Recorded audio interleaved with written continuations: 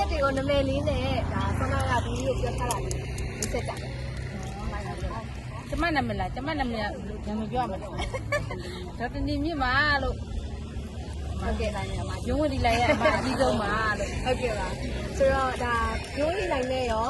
သိဖြစ်လားဘယ်လောက်ကြာလဲ သူနဲ့မတွေ့ဖြစ်တာရှင်းနေရှိပြီ ဟုတ်ကဲ့ဆိုတော့ဒီနေ့မှာဘယ်လိုကြောင့်လာအပြီးဖြစ်တာလဲဒီမှာ ဒီနေ့ညီမနှစ်ယောက်လည်းညီမလေးလည်းတွေ့ကျင်နေပြည့်ကြတော့ဒီမှာကိုယ်မကွေးတူမကွေးသားတွေပေါ့တောင်ဝင်းကြီးတောင်ဝင်းသားတွေနဲ့အားလုံးစုံကြပြီလားအားပေးတာ ဟုတ်ကဲ့ကိုညီမတရားအနေနဲ့ဒီလိုနိုင်ငံလက်ရေးစင်အသင်းမှာဝင်ပြီးတော့ကစားနေရတဲ့အပေါ်ဘယ်လိုခံစားချက်ရှိလဲရှင် ဟိုဝမ်းတာတာပေါ့လေအတိုင်းမတိဝမ်းတာတာပေါ့ကိုညီမလေးဒီလိုလေးထုံးပေါက်တာ ဟုတ်ကဲ့ပါဒီနေ့ကဒါရှလော့ကလည်းရိုးနေလိုင်းကလည်းဒါဂိုးဖန်တီးထားတယ်ပေါ့နော်အဲ့ဒီအပေါ်မှာရောဘယ်လိုခံစားမှုရှိလဲရှင် ပြောတာပေါ့ဒီမဲ့ရှင်ထဲမှာပြောမတတ်အောင်ပြောတယ်ဒီမဲ့အားကလောင်နေလဲဆက်နေပြီလို့អော်ရတာ ဟုတ်ကဲ့နောက်ပွဲရလာပေးဦးမလား နောက်ဘွဲရဝေးတယ်ရမ်းဝေးတယ်ဟိုမှာမာချိန်ဘက်ကလာရတာဆိုတော့ဒါအရန်ဝေးတယ်အဲ့ဒါ ဒီနေ့ရောဟုတ်ဒီနေ့ရောအလုပ်ပိတ်လားဘယ်လို မပိတ်ဘူးလောက်ကမပြုတ်တာ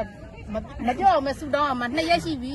ဟုတ်ကဲ့ပါဆိုတော့ညီမလေးရိုးနေလိုင်းကိုရောဗာလေးများပြောချင်ပါသေးတယ် အော်ညီမလေးရဲ့ဒီတက်မကစ조사လို့အောင်မြင်ပါစေလို့နော်ဘာကြီးဆူတောင်းပေးတယ်လို့နောက်ပြီးတော့ကြော်လာတယ်ချစ်လို့လာပေးတာပရိသတ်တွေကိုလည်းတောင်းပန်ကြည့်နေလို့ရှစ်လို့ကမောင်နှမ6ထဲမှာတူသွားစကားအနည်းဆုံးပဲလို့ဘာမှလည်းသူမပြောတတ်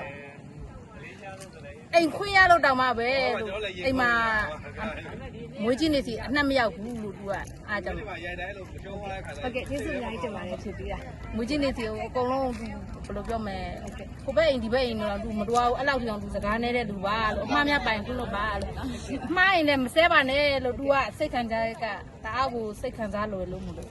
အမအနေနဲ့ညွညွတ်တောင်းပန်ပါတယ်လို့နော်သူ့ကိုလည်းမဆဲကြပါနဲ့လို့အားပေးကြပါအောင်လို့ဒီတက်မက